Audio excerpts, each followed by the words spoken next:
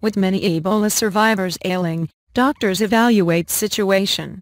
Dakar, Senegal, AB, lingering health problems afflicting many of the roughly 13,000 Ebola survivors have galvanized global and local health officials to find out how widespread the ailments are and how to remedy them. The World Health Organization calls it an emergency within an emergency. Many of the survivors have vision and hearing issues.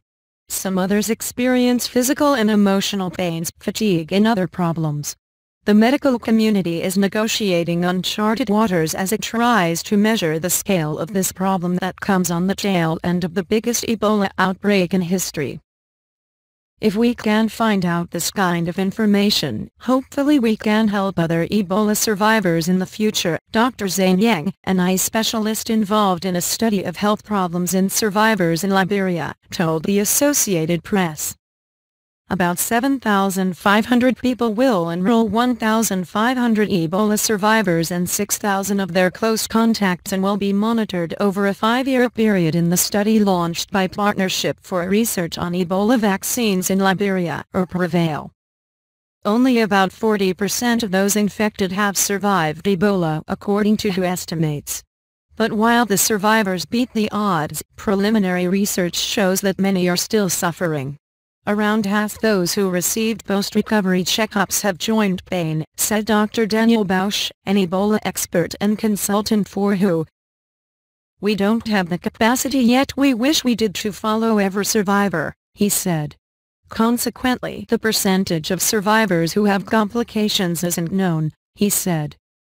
He described the joint pain as very debilitating and a very serious problem that can prevent people from going back to work and providing for their family. Some degree of changes in vision has been reported by roughly 25% of the survivors who have been seen by medics, he said, including severe inflammation of the eye that if untreated can result in blindness, he said. The Ebola virus has been found, in at least a few cases, to linger in the eyes, though experts say it is not transmitted through tears. Maurice Golan, 34, a health worker who survived Ebola in a village in Liberia's Grand Cape Mount County, said he had fevers, headaches, lower abdominal pain and red eyes after he returned home. "I have been experiencing a whole lot of problems within my body system," he said. "I still feel pains in my back. It is very difficult for me to swing my arms. My vision is always blurred, like dew on my face." Lab technician Mohamed Eskasese was working at a hospital in Kenema, a town in eastern Sierra Leone, testing blood samples for Ebola when he fell sick with the virus. About 8 members of his team got infected and he was among the few survivors, who said. After he recovered, he was discharged from an Ebola treatment unit in September. He was still weak and says he was shunned by his community. Then his health deteriorated. Sleepless nights. Joint pain. Muscle pain, he said. I started experiencing loss of weight. Loss of sight was the worst one that set me off. I used to cry. I couldn't see my computer. He was attended to by one of Sierra Leone's few eye doctors and his health improved overall, but he still has bad days. My biggest challenge is now my health, he said. He loses vision from time to time. Sometimes if people call out to him on the street he can't hear them. Eye problems were noted in some survivors of Ebola outbreaks in Congo in 1995, in Uganda's Gilu district in 2000 and in Uganda's Bundibugyo district in 2007. But with such small numbers, past outbreaks haven't provided sufficient opportunities for extensive study, Bausch said. Now, with thousands of survivors, doctors want to learn why people are experiencing these ailments, how they affect the body, what percentage of survivors has issues and how to treat them. Experts also want to learn whether the physical problems are directly caused by the virus, whether they existed before, are side effects or perhaps autoimmune reactions, Bausch said.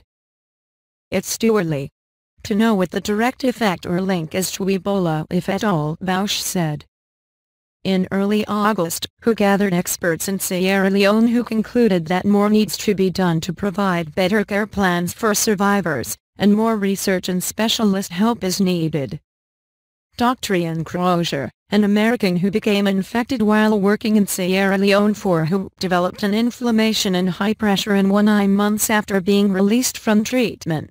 His iris temporarily changed color from blue to green. Doctors found his eye contained the Ebola virus. He is still recovering, but his vision has improved, according to Emory University Hospital, which has been treating him. Nancy Wright-Hebel, who last year became the second American infected with Ebola, said she suffers joint pain, mostly in her knees. She said she had problems with her vision, but they seem to have gone away. She assists a weekly survivor clinic in Liberia at Elwa Hospital run by Serving in Mission, a North Carolina-based Christian organization. She noted that Liberia's healthcare system is broken and many survivors lack running water and electricity in their homes, making their recovery more arduous than that of survivors in the West. There are a lot that are having troubles with vision, she said. One of the greatest complaints that we see is joint pain. And you can tell just by the way people are moving that they are suffering. Dr. Rick Sacra, an American Ebola survivor who helps at the Elwa Liberia Hospital every few months, said when he was in Liberia in June and July, he saw a mixture of depression and post-traumatic stress disorder in the 15 to 40 people that came to survivor clinic appointments each week.